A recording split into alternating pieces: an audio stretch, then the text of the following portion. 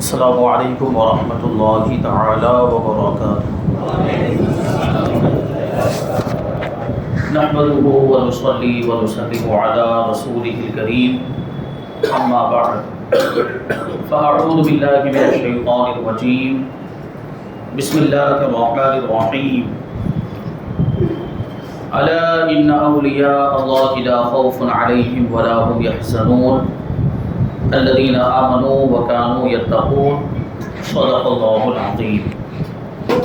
آئیے ہم اور آپ سب سے پہلے حضور سرور کائنات، فخر موجودات، باعث تخلیق کائنات، احمد مجتبی محمد مصطفیٰ صلی اللہ علیہ وسلم کی مقدس بارگاہ میں درود و سلام کا ہدیہ پیش کریں اور پڑھیں اللہم صلی علی سیدنا و مولانا محمد معدن الجود والکرم وآلہ الکرام وابنہ الکریم وبارک وسلم صلاۃ و سلاما علیک یا رسول اللہ صلی اللہ تعالی علیہ وسلم۔ عزیزان ملت اسلامیہ، آج جمادی الاخری کی 15 تاریخ ہے اور اسی مہینے کی 18 تاریخ کو شہنشاہ گجرات شاہ عالم حضرت خواجہ سید محمد سراج الدین بخاری رحمۃ اللہ تعالی علیہ کا عرس آتا ہے۔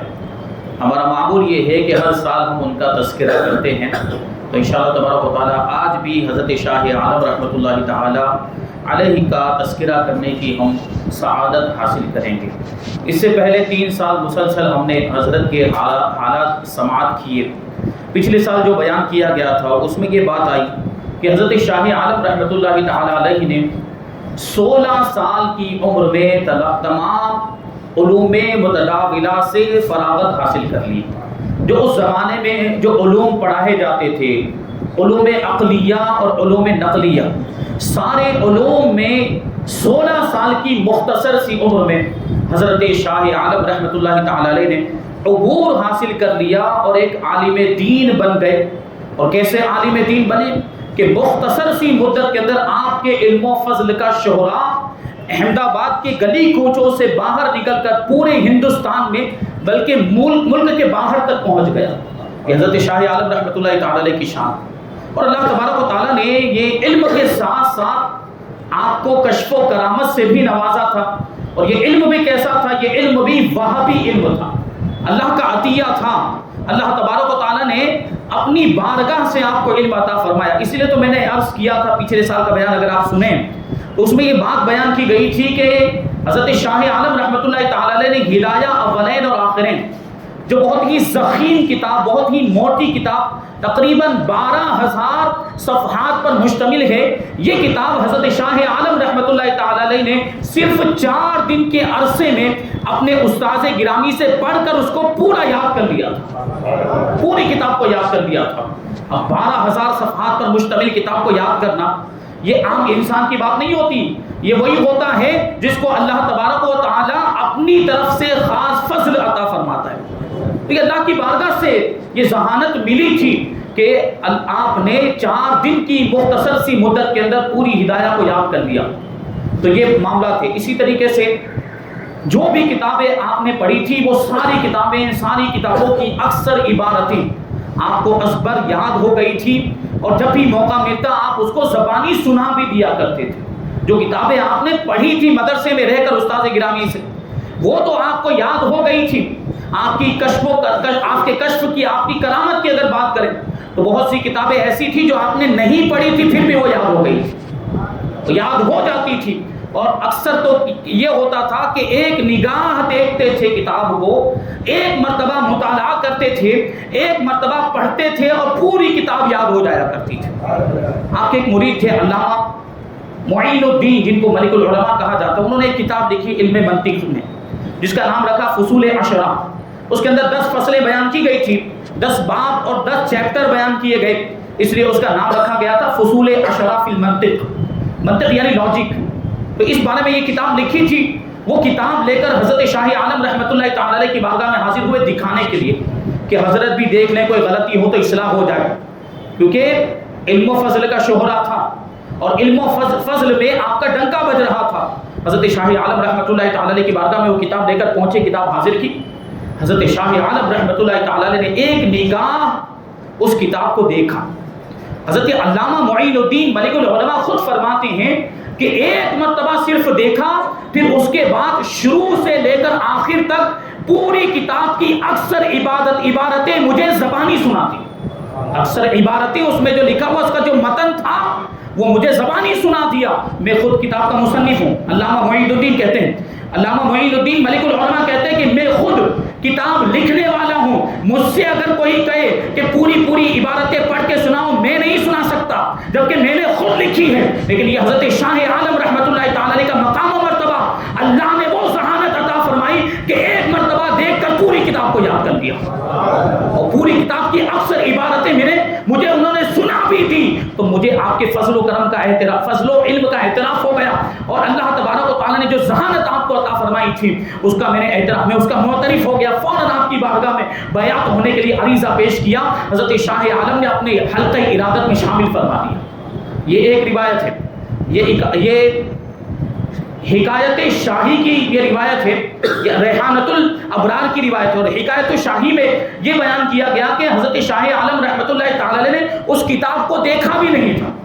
یہ اس روایت میں تو پتہ چلتا ہے کہ ایک مرتبہ دیکھا تھا اور یاد کر لیا. لیکن جو حکایت شاہی میں جو واقعہ اور جو روایت آئی ہے اس میں تو یہ بیان کیا گیا کہ حضرت شاہ عالم رحمۃ اللہ تعالی علیہ کو بھی کتاب دکھائی بھی لگی تھی اور آپ نے اس کتاب کو پڑھ کے سنا دیا. تو یہ تو اور بڑھ کر عظیم بات ہو گئی اور زیادہ تعجب خیز بات ہو گئی. اور یہ آپ کی روشن ضمیری اور کشف و کرامت کی دلیل ہے. اور کشف و کرامت کی اگر ہم بات کریں، علم کی بات کریں، علم کے تعلق سے ایک واقعہ بیان کروں. حضرت شاہ عالم رحمۃ اللہ تعالی علیہ کا علم کیسا تھا؟ ہم اور آپ ایصال ثواب کرتے ہیں، فاتحہ خوانی کرتے ہیں، مرحومین کو ثواب پہنچاتے کہ نہیں پہنچاتے؟ یہ تو سنیوں کے معمولات میں شامل ہے. الحمدللہ مرحومین کو ایصال ثواب کرنا یہ سنیوں کے معمولات میں شامل، اہل سنت و جماعت کے معمولات میں سے ہے. ہمارا عقیدہ ہے کہ ہم ثواب پہنچاتے ہیں اور مرحومین کو پہنچتا بھی ہے اور مرحومین کو اس کا فائدہ ملتا ہے. تو یہی بات تھی. دیکھیے حضرت شاہ عالم رحمۃ اللہ تعالی علیہ ان کا بھی یہ معمول تھا، فاتحہ خوانی اور ایصال ثواب. آپ کی والدہ ماجدہ کا انتقال ہو گیا اور آپ ان کا مزار پیران پٹن گجرات میں موجود تھا. ایک مرتبہ حضرت شاہ عالم رحمۃ اللہ تعالی علیہ اپنی والدہ ماجدہ کے مزار پر فاتحہ خوانی کے لیے، ایصال ثواب کرنے کے لیے پیران پٹن گجرات تشریف لے جا رہے تھے کہ راستے میں ایک معتزلی سے ملاقات ہو گئی. اس زمانے میں یہ وہابی نہیں تھے، اس زمانے میں جماعتی دیوبندی نہیں تھے. وہ معتزلی ایک الگ فرقہ تھا، معتزلہ جن کو کہا جاتا ہے. ان کے بھی کچھ معاملات اس طرح کے تھے گڑبڑ. وہ ایصال ثواب کے منکر تھے، جس طریقے سے آج کل کے یہ وہابی دیوبندی اور جماعتی بھی ایصال ثواب کے منکر ہیں. یہ کہتے ہیں کہ زندوں کے عمل سے مردوں کو کوئی فائدہ نہیں ملتا، ان کا یہ کہنا ہے. دیکھیے حضرت شاہ عالم رحمۃ اللہ تعالی علیہ کیا دلیل ارشاد فرماتے ہیں. اور ہم اللہ کے ولیوں کے ماننے والے ہیں اور ان کے نقش قدم پر چلنے والے ہیں، ان کے طریقوں پر چلنے والے ہیں. اور یہ طریقہ ہمیں اللہ کے ولیوں کی بارگاہ سے ہی ملا ہے. ایصال ثواب کرنا یہ اللہ کے ولیوں کا طریقہ ہے. دیکھیں حضرت شاہ عالم رحمۃ اللہ تعالی علیہ اب راستے میں معتزلی سے ملاقات ہوئی. پوچھا کہاں جا رہے ہیں؟ کہا والدہ ماجدہ کے مزار پر فاتحہ پڑھنے کے لیے جا رہے ہیں. تو اس نے اعتراض کر دیا کہ یہ ایصال ثواب، یہ فاتحہ خوانی قرآن و حدیث میں اس کا کوئی ثبوت نہیں ہے. ان کا بھی یہی معاملہ، قرآن و حدیث میں کہاں ہے، قرآن و حدیث میں کہاں ہے. اکثر و بیشتر یہی پوچھتے ہیں آپ کو، عوام کو بہکانے کی کوشش کرتے ہیں. ہمت ہو تو ہم سے آ کر ملے، ہمت ہو تو علماء سے آ کر ملے، ہم بتائیں گے ان کو، علماء بتائیں گے ان کو کہ قرآن و حدیث میں کہاں لکھا. تو یہ دیکھیں حضرت شاہ عالم رحمۃ اللہ تعالی علیہ سے وہ کہنے لگا کہ یہ فاتحہ خوانی قرآن و حدیث میں کہاں ہے؟ شریعت میں اس کی کوئی حقیقت نہیں ہے. آپ اس کا ثبوت پیش کیجئے قرآن و حدیث سے. آپ یہ جو کام کرنے کے لیے جا رہے ہیں، فاتحہ خوانی کرنے کے لیے جا رہے ہیں، کیونکہ ہوتا کیا ہے، وہ معتزلی کہتا ہے کہ مرنے کے بعد انسان کے نامہ اعمال لپیٹ دیے جاتے ہیں. جیسے میں نے پچھلے بیان میں عرض کیا تھا کہ مرنے کے قریب نامہ اعمال کو بند کر دیا جاتا ہے. اب جب نامہ اعمال بند کر دیے گئے تو زندوں کے عمل کی وجہ سے مردوں کو کیا فائدہ ملے گا؟ یہ اس کی دلیل تھی. تو حضرت شاہ عالم رحمۃ اللہ تعالی علیہ نے ارشاد فرمایا تمہیں ثبوت چاہیے، سنو ہم ثبوت دیتے ہیں. صاحب ہدایہ نے لکھا ہے، جو ہدایہ جس کی میں نے ابھی بات کی 4 دن میں پوری یاد کر لی تھی، اسی کتاب کا حوالہ دیتے ہیں. صاحب ہدایہ فرماتے ہیں کہ ان الانسان له ان يجعل ثواب عمله لغيره صلاة او صوما او غيرها عند اهل السنة والجماعة. یعنی اہل سنت و جماعت کا یہ مذہب ہے، انسان کے لیے جائز ہے، انسان کے لیے یہ ممکن، انسان کے لیے یہ بات جائز ہے کہ وہ اپنے عمل کا ثواب دوسرے کو پہنچائے، چاہے وہ نماز ہو، روزہ ہو، صدقہ ہو، خیرات ہو یا کچھ اور ہو. نیکیوں کا ثواب زندہ اگر مردوں کو بخشتا ہے تو وہ ان کو ملتا ہے، اس کا فائدہ بھی ان کو ملا کرتا ہے. یہ اہل سنت و جماعت کا مذہب ہے. تو اب چونکہ اس میں اہل سنت والجماعت کا لفظ آیا تھا، عند اہل سنت والجماعت، تو معتزلی کو پھر اعتراض کرنے کا موقع مل گیا. وہ کہتا ہے کہ تو صاحب ہدایہ نے فرمایا ہے، یہ تو صاحب ہدایہ نے فرمایا ہے اور یہ اہل سنت و جماعت کا مذہب ہے. قرآن و حدیث میں کہیں ہو تو بتائیے. یہ تو ہدایہ کتاب میں لکھا ہوا ہے، قرآن میں کہاں لکھا ہوا ہے، حدیث میں کہاں لکھا ہوا ہے، وہ بتائیے. اب حضرت شاہ عالم رحمۃ اللہ تعالیٰ، دیکھیں علم کا عالم کیا ہے. حضرت شاہ عالم رحمۃ اللہ تعالیٰ حدیث سے دلیل دیتے. تم کو حدیث سے دلیل چاہیے؟ سنو. امام ابو داؤد کتاب الاضاحی میں فرماتے ہیں کہ ام المؤمنین حضرت عائشہ صدیقہ رضی اللہ تعالی عنہا روایت کرتی ہیں کہ ایک مرتبہ اللہ کے رسول صلی اللہ علیہ وسلم نے ایک مینڈھا ذبح فرمایا. مینڈھا سمجھتے ہیں آپ لوگ، وہ جانور ہے بکرے جیسا ہوتا ہے، وہ جس کو ہم لوگ گھیٹا کہتے ہیں. وہ مینڈھا ذبح کیا. اس کے بعد اللہ کے رسول صلی اللہ علیہ وسلم فرماتے ہیں اللہم تقبل من محمد وآل محمد ومن امت محمد صلی اللہ علیہ وسلم. اے پروردگار، یہ جو مینڈھا میں نے ذبح کیا، جو مینڈھے کی قربانی میں نے کی ہے، اس قربانی کو میری جانب سے بھی قبول فرما، میری آل کی طرف سے بھی قبول فرما اور میری امت کی طرف سے بھی قبول فرما. اب یہ ایصال ثواب نہیں تو اور کیا ہے بھائی؟ میری امت کی طرف سے قبول فرما کا مطلب کیا ہوا کہ حضور پاک صلی اللہ علیہ وسلم اس قربانی کا ثواب امت کو بخش رہے ہیں، امت کو پہنچا رہے ہیں. ہم بھی تو ایصال ثواب میں یہی کام کرتے ہیں. اور امت حضور پاک صلی اللہ علیہ وسلم کی امت جو موجود تھی، حضور پاک صلی اللہ علیہ وسلم نے یہ نہیں فرمایا کہ جو موجود ہیں، جو زندہ ہیں ان کو پہنچا، جو گزر چکے ہیں ان کو بھی پہنچا، جو آنے والے ہیں ان کو بھی پہنچا. تو یہ ایصال ثواب کی حقیقت ہے. اور حضرت شاہ عالم رحمۃ اللہ تعالی علیہ نے اسی پر بس نہیں کیا، فرماتے اور سن. اور فرماتے حضرت ابو جعفر طحاوی رحمۃ اللہ تعالی علیہ فرماتے کہ ان الحسن والحسین رضی اللہ عنہما کانا یعتقانی عن علی بعد موتہ. حضرت ابو جعفر کہتے ہیں کہ امامین حسنین کریمین رضی اللہ تعالی عنہما، حضرت علی مرتضی کرم اللہ وجہہ الکریم کی شہادت کے بعد ان کی طرف سے ان کے ایصال ثواب کے لیے غلام آزاد کیا کرتے تھے. یہ تو حضرات حسنین کریمین کے عمل، غلام آزاد کرتے تھے، ایصال ثواب کے لیے غلام آزاد کرتے تھے تاکہ اس کا ثواب حضرت علی کو ملے. حضرات حسنین کریمین کا یہ عمل. پھر کہتے ہیں کہ دارقطنی میں ایک روایت ہے، دارقطنی میں حضرت علی رضی اللہ تعالیٰ عنہ روایت کرتے ہیں کہ اللہ کے رسول صلی اللہ علیہ وسلم نے ارشاد فرمایا من مر علی المقابر وقرأ قل هو الله 11 مرة ثم وهب أجره للأموات أعطي من الأجر بعدد الأموات. کہ جو شخص قبرستان کے پاس سے گزرے، مسلمانوں کے قبرستان کے قریب سے گزرے اور 11 مرتبہ، یہ وظیفہ آپ بھی یاد کر لیں، جو شخص قبرستان کے قریب سے گزرے اور 11 مرتبہ قل هو الله شریف پڑھے. کتنی مرتبہ؟ 11 مرتبہ سورہ اخلاص پڑھے، پھر اس کا ثواب اس قبرستان کے مردوں کو بخش دے. اللہ تبارک و تعالیٰ ان مردوں کی تعداد کے برابر اس کو ثواب عطا فرمائے. اب یہ ایصال ثواب نہیں تو اور کیا؟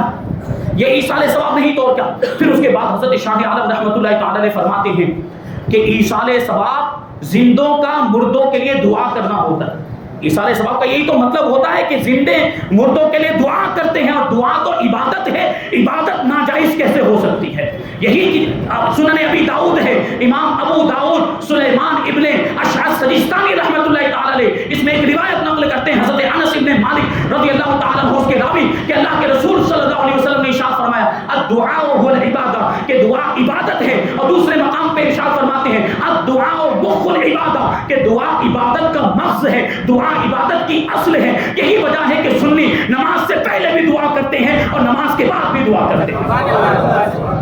یہ ہمارا آپ کا معاملہ اللہ تبارک و تعالیٰ کا فضل و احسان کہ ہمیں سنی بنایا، الحمدللہ اللہ کے ولیوں کا ماننے والا بنایا، اولیاء کرام کا ماننے والا بنایا اور ان سے محبت کرنے والا بنایا. تو ضرورت اس بات کی کہ ہم عمل کرنے والے ہو جائیں.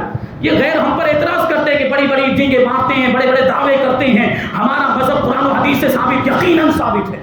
ہمارے پاس ہمارے معمولات کی دلیلیں بھی موجود ہیں، ہمارے عقائد کی دلیلیں بھی موجود، ساری چیزیں موجود، لیکن عمل میں ہم کمزور پڑ جاتے ہیں.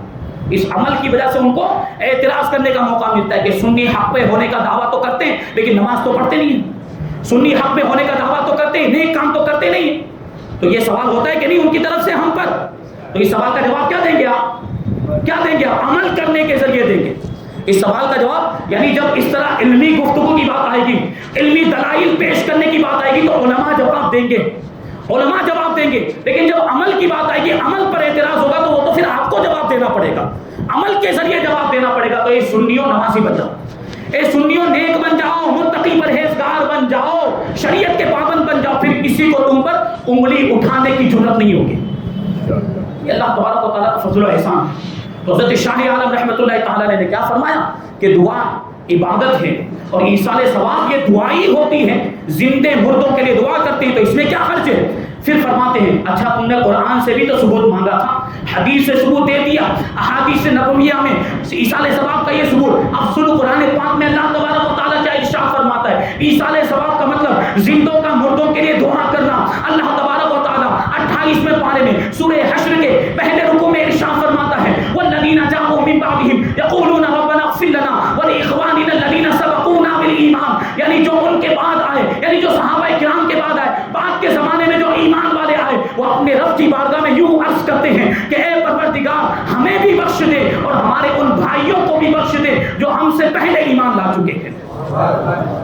یہ ایصال ثواب نہیں تو اور کیا؟ قرآن پاک سے اس کا ثبوت ہوتا ہے. یہ حضرت شاہ عالم رحمۃ اللہ تعالی کے علم کا عالم تھا.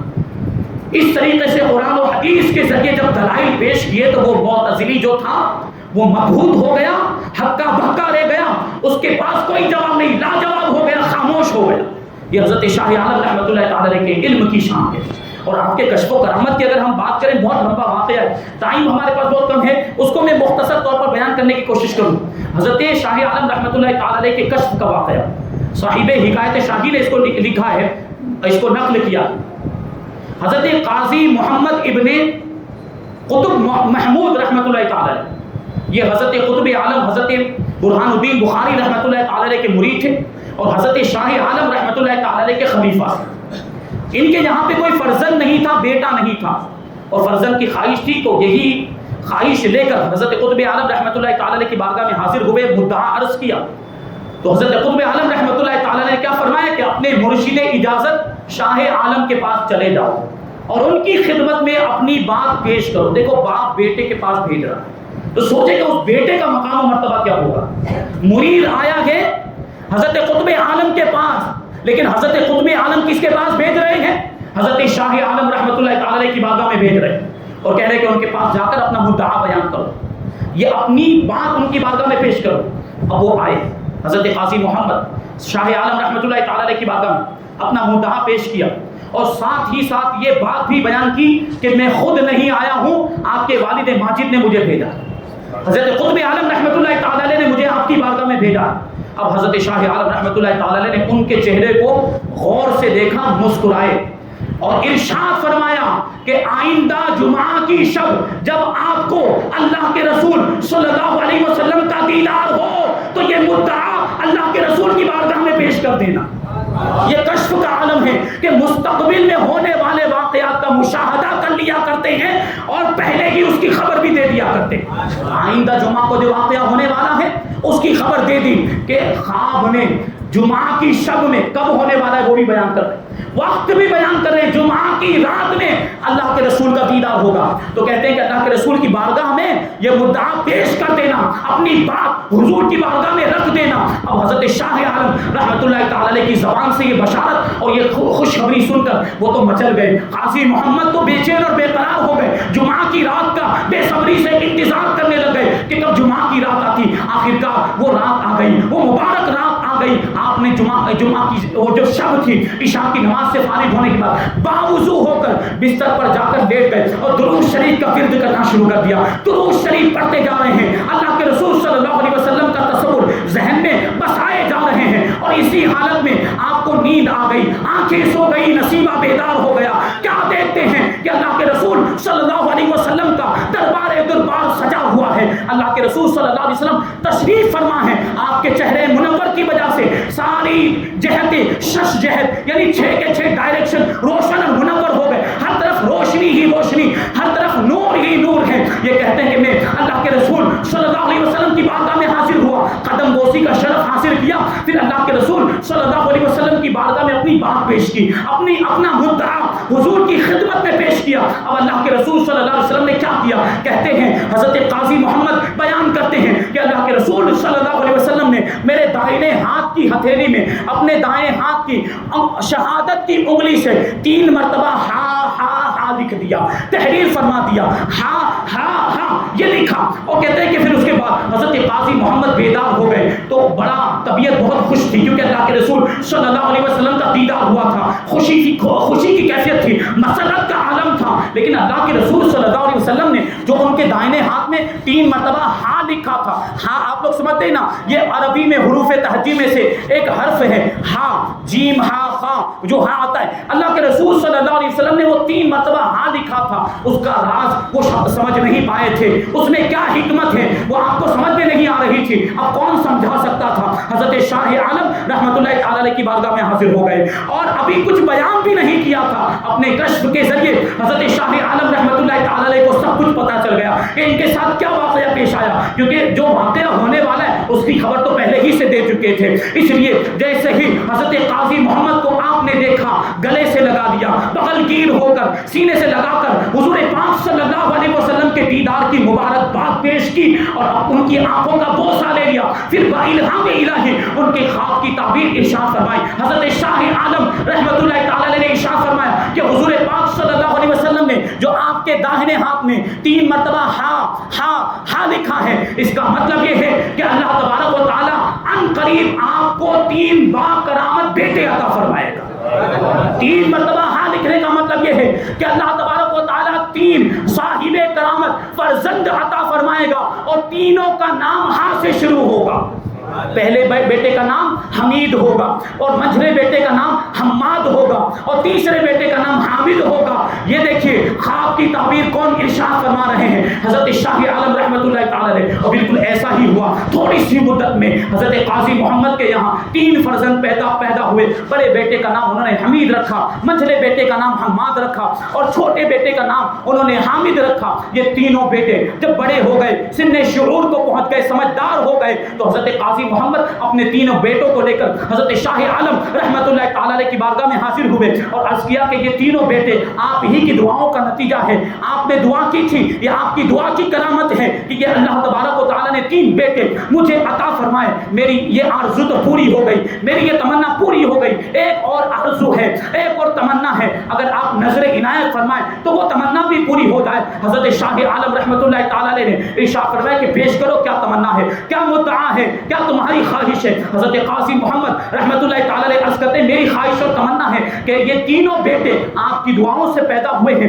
इन तीनों बेटों को आप हल्क़े इरादत में शामिल फरमाकर अपनी गुलामी में कबूल फरमाएं, यानी अपना मुरीद बना लें। हजरत शाह आलम रहमतुल्लाहि ताला अलैह ने इरशाद फरमाया कि ये तीनों फर्जंद सुल्तानुल अंबिया, महबूबे किबरिया, हुजूर अहमद मुश्तबा मोहम्मद मुस्तफ़ा सल्लल्लाहु अलैहि वसल्लम ने अता किए हुए हैं। ये उनकी अता है, और इनको अल्लाह के रसूल सल्लल्लाहु अलैहि वसल्लम की बारगाह से फैज़ हासिल हो रहा है, तो इनको मेरा मुरीद बनने की क्या जरूरत है? मेरा मुरीद मत बनाओ। लेकिन हजरत काजी मोहम्मद ने इसरार किया कि आप इनको अपना मुरीद बनाएं, अपने हल्क़े इरादत में शामिल किए करें। जिस तरीके से आपने इन बच्चों के बाप को इन बच्चों के तलब करने के लिए अल्लाह के रसूल सल्लल्लाहु अलैहि वसल्लम की पुरनूर बारगाह में पहुंचा दिया, इसी तरीके से इन बच्चों को अपना मुरीद बनाकर इनको भी अल्लाह के रसूल की बारगाह में पहुंचा दें। चुनांचे हजरत शाह आलम रहमतुल्लाहि ताला अलैह ने तीनों बच्चों को मुरीद फरमाया, और फिर थोड़ी देर मुराकबा फरमाया, सर झुकाया। सर उठाने के बाद इरशाद फरमाते हैं कि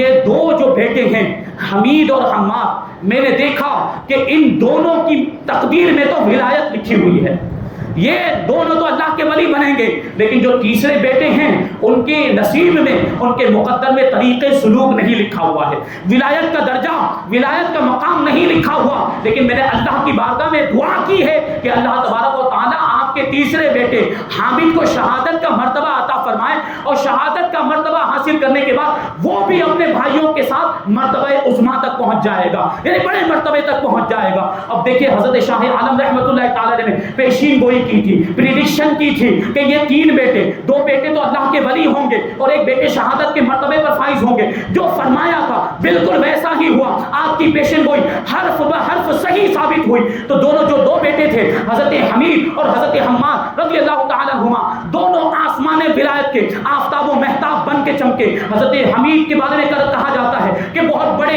عالم بھی تھے اور بہت بڑے اللہ کے ولی بھی تھے. آپ کو قاضی چالندہ کہا جاتا ہے. قاضی چالندہ کے نام سے آپ مشہور ہوئے اور ایسی معرفت اور معرفت میں وہ مقام حاصل کیا، سلوک میں وہ مرتبہ آپ کو حاصل ہوا کہ آپ کی بارگاہ میں رہ کر 82 لوگ واصل اللہ ہو گئے اور اللہ والے ہو گئے. ان کو بھی اللہ کا قرب نصیب ہو گیا، ان کو بھی ولایت کا مرتبہ مل گیا. یہ قاضی حمید تھے جن کو اللہ تبارک و تعالیٰ نے یہ مقام و مرتبہ عطا فرمایا. ولایت پہ سرفراز ہوئے، ولایت کے منصب پر آپ سرفراز ہوئے. اور ان کے بارے میں کہا جاتا ہے کہ یہی حضرت قاضی حمید الدین ہیں، انہی کے صاحبزادے ہیں حضرت سلطان شیخ الاسلام محمود دریائی دولہ پیر پوری رحمۃ اللہ تعالی. یہ انہی کے صاحبزادے ہیں اور ان کے واقعات کبھی موقع ملا تو ہم بیان کریں گے. تو یہ قاضی حمید ہیں، یہ بھی ولایت کے درجے پر فائز ہوئے. 63 سال کی عمر میں آپ کا انتقال ہوا اور پیر پور ہی میں اپنے صاحبزادے حضرت محمود دریائی دولہ رحمۃ اللہ تعالی کے پہلو میں آپ کا مزار پاک موجود ہے. تو ایک بیٹے کے بارے میں تو یہ پیشن گوئی صحیح ثابت ہو گئی. دوسرے بیٹے حضرت حماد کا معاملہ یہ تھا کہ 12 سال تک علم حاصل کرتے رہے، پھر 12 سال تک سلطان اسلام کی فوج میں شامل ہو گئے، دشمنوں کا مقابلہ کرتے رہے، کفار و مشرکین سے جنگ کرتے رہے، لیکن پھر فوج سے الگ ہو گئے اور گوشہ نشینی کی زندگی آپ نے گزارنا شروع کر دیا اور تنہائی میں زاہدانہ زندگی گزارنے لگ گئے، اللہ کی عبادت میں مشغول ہو گئے. ان کی بھی 63 سال کی عمر ہوئی اور 63 سال میں ان کا انتقال ہوا. حضرت قاضی محمد کے پہلو میں آپ کو دفنایا گیا. حضرت قاضی محمد جو آپ کے والد ماجد ہیں، ان کا مزار پاک کالو پور احمد آباد کے اندر موجود ہے. اسٹیشن کے قریب یہ مزار پاک موجود جو خانقاہ حضرت حماد کے نام سے آج بھی مشہور ہے. یہ قاضی حماد تھے، ان کو اللہ کے رسول صلی اللہ علیہ وسلم کی بارگاہ سے قاضی العالم کا لقب ملا تھا، یعنی پوری دنیا کے قاضی کا لقب اللہ کے رسول صلی اللہ علیہ وسلم نے ان کو عطا فرمایا. ہوا یہ تھا کہ قاضی محمد کا پہلے انتقال ہو گیا تو ان کو وہ کالو پور میں جو مزار ہے اس میں گنبد تعمیر کر کے وہاں پر دفن آپ کا مزار بنایا گیا. گنبد بعد میں تعمیر کیا گیا. گنبد تعمیر کیا ہے اماد الملک ملک شعبان نے گنبد تعمیر کروایا تھا جو بادشاہ تھا اس زمانے کا. اور اس وقت حضرت قاضی محمد کا مزار پاک گنبد کے بالکل بیچوں بیچ میں تھا. لیکن آپ حضرت قاضی محمد کے وصال کے 17 سال 21 مہینے کے بعد 17 سال 21 دن کے بعد آپ کے صاحبزادے دوسرے صاحبزادے منجلے صاحبزادے حضرت حماد کا جب انتقال ہوا تو یکایک لوگوں نے کیا دیکھا کہ حضرت قاضی محمد کا جو مزار پاک جو پہلے بالکل گنبد کے بیچوں بیچ میں تھا وہ سائیڈ میں ہو گیا، وہ ایک طرف ہٹ گیا. گویا کہ حضرت قاضی محمد نے اپنے بیٹے کے لیے گنبد کے بیچ کی جگہ کو خالی کر دیا اور پھر ان کو وہاں پر دفن کیا گیا تو ان کا مزار پاک وہاں موجود. پھر تیسری پیشن گوئی کیا فرمائی تھی کہ سب سے چھوٹے بیٹے شہادت کے مرتبے پر فائز ہوں گے. یہ بھی بالکل صحیح ثابت ہوئی. ہوا جو کہ حضرت حامد رحمۃ اللہ تعالی علیہ ان کو فوج میں بھرتی ہونے کی وجہ سے اور لشکر سلطان اسلام کا جو لشکر تھا اس کے ساتھ جنگ کرنے کی مصروفیات کی وجہ سے یہ سلوک اور معرفت کی طرف توجہ کرنے کا موقع نہیں ملا. فوجی زندگی نے ان کو مہلت نہیں دی، خانقاہ میں رہ کر روحانی تربیت حاصل نہیں کر پائے، ولایت کے درجے پر فائز نہیں ہو پائے. لیکن حضرت شاہ عالم رحمۃ اللہ تعالی علیہ نے ان کے بارے میں کیا فرمایا تھا کہ ان کو شہادت کا مرتبہ ملے گا. تو اس کے پیچھے کا واقعہ یہ ہے کہ سلطان محمود بیگڑا، آپ نے نام سنا ہوگا، سلطان محمود بیگڑا ہیں جو پاوا گڑھ کا وہ راجا جو تھا راول، اس کا نام تھا راول جے سنگھ، اس کی سرکشی کو یہ چاپانیر کا راجا تھا راجا جے سنگھ راول، اس کی سرکشی کو کچلنے کے لیے لشکر اسلام کو اس کے قلعے پر حملہ کرنے کا حکم دیا. اب لشکر اسلام نے قلعے پر حملہ کر دیا اور قلعے کو چاروں طرف سے گھیر دیا. یہ محاصرہ 1.5 سال تک جاری رہا.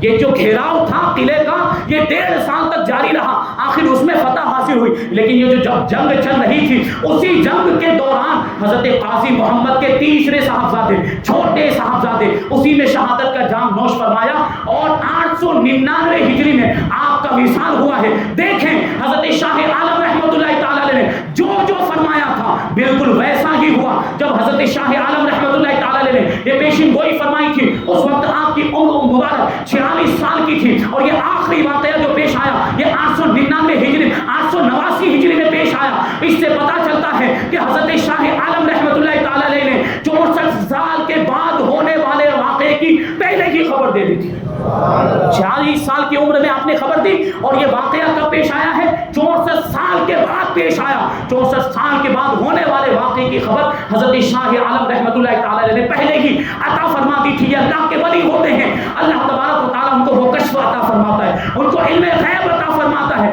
آئندہ ہونے والے واقعات کو دیکھ لیا کرتے ہیں, مستقبل میں نگاہ ڈال کر مستقبل کا مشاہدہ کر لیا کرتے ہیں, اور کون سا واقعہ کیسا ہوگا کب ہوگا وہ بتا بھی دیا کرتے ہیں. تو اس بات یہی ہے نا کہ رسول پاک صلی اللہ علیہ وسلم کے غلاموں کے علم غیب کا یہ عالم ہے, تو آقا کے علم غیب کا عالم کیا ہوگا جب ان کے گدا بھر دیتے ہیں شاہان زمانہ کی جھولی, جب ان کے گدا بھر دیتے ہیں شاہان زمانہ کی جھولی. محتاج کا جب یہ عالم ہے تو مختار کا عالم کیا ہوگا.